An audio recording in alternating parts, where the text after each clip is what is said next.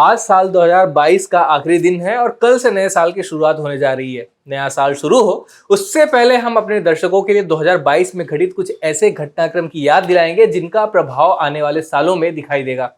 2022 में घटित कुछ राजनीतिक घटनाक्रम के बारे में आपने शायद पहले ही पढ़ रखा हो, लेकिन इस वीडियो में कुछ ऐसी बातें होंगी जिसे आपने शायद पहले नहीं पढ़ा होगा या उस पर आपका ध्यान नहीं गया होगा, इसलिए यह वीडियो देखना बहुत ज़्यादा जरूरी हो जाता है। आज हम ऐसे ही 5 महत्वपूर्ण घटनाओं के बारे में बात करेंगे।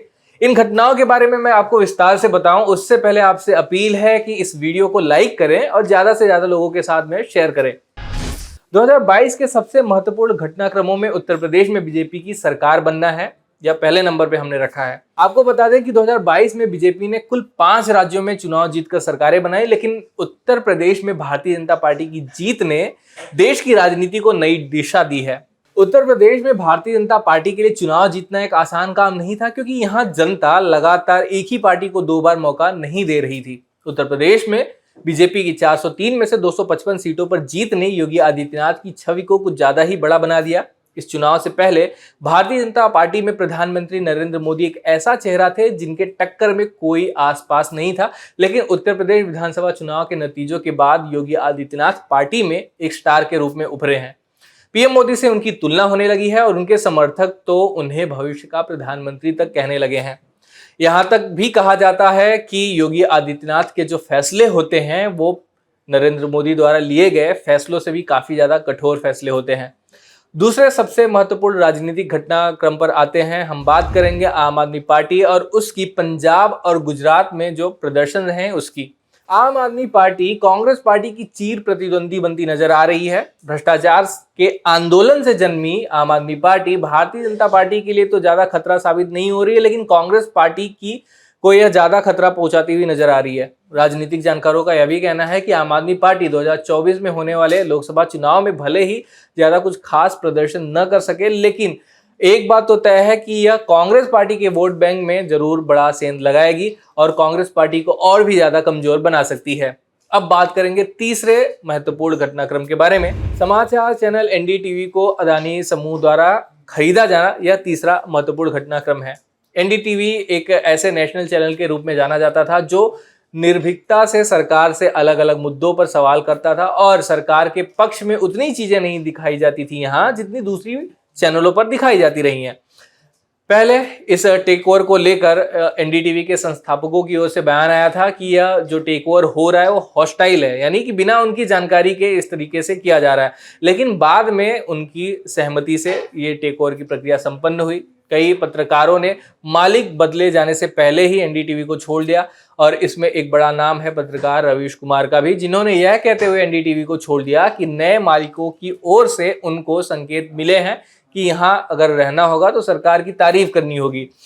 इसे उन्होंने इशारा मानते हुए एनडीटीवी से खुद को अलग कर लिया। वहीं अडानी ग्रुप की ओर से खुद अडानी ने कहा है कि जो एनडीटीवी का संपादकीय डिपार्टमेंट है उसमें उनका कोई हस्तक्षेप नहीं होगा। इस टेक ओवर को आखिरी स्वतंत्र मीडिया चैनल को खत्म करने के लिए उठाया गया कदम के रूप में देखा जा रहा है।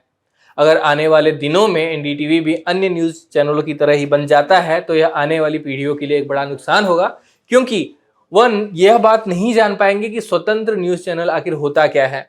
अब हम बात करेंगे चौथे घटनाक्रम की। चौथा घटनाक्रम यह है जस्टिस डीवाई चंद्रचूड़ का देश के मुख्य न्यायाधीश के रूप में नियुक्ति।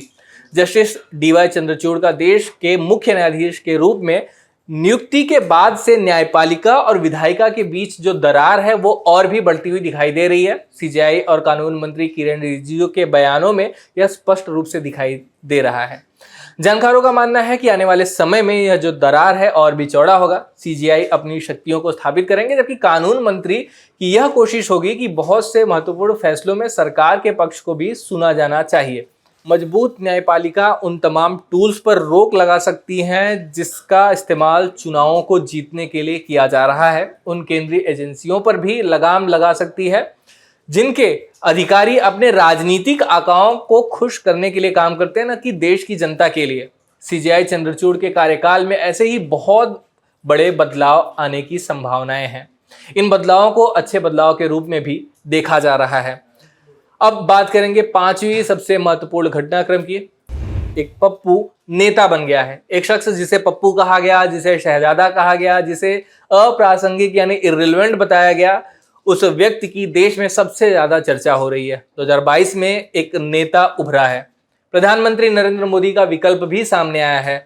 यह अलग बात है कि यह विकल्प आने वाले चुनाव में उन्हें सत्ता से बेदखल कर सकता है या नहीं। आज के समय में राहुल गांधी को पप्पू कहना कतई अनुचित होगा। ये 5 ऐसे घटनाक्रम थे जिनका 2022 में प्रभाव पड़ा और आने वाले समय में इनका प्रभाव जारी रहेगा। ये वीडियो यहीं समाप्त होता है। आपको नए साल की ढेर ढेर शुभकामनाएं। आने वाला साल आपकी जीवन में खुशियां लाए। धन्यवाद। अब खबरें पाइए सबसे पहले हमारे मोबाइल न्यूज एप्लीकेशन पर।